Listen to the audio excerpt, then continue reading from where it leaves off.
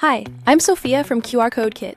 Today, I'll show you how QRCodeKIT MCP works using Claude.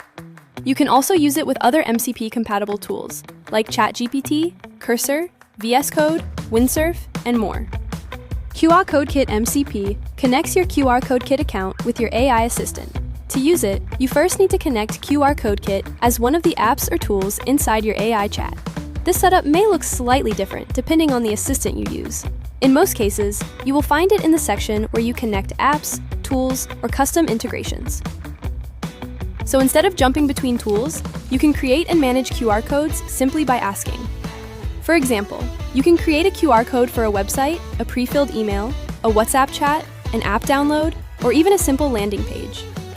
You can also list your existing QR codes, update them, download them in PNG or SVG, or delete the ones you no longer need. You can say things like, create a dynamic QR code for my website. Create a QR code for a simple landing page. List my QR codes. Download this QR code as SVG. Or, update this WhatsApp QR code with a new message. Every QR code created with QRCodeKIT is dynamic, so you can update the destination or content later without reprinting the code.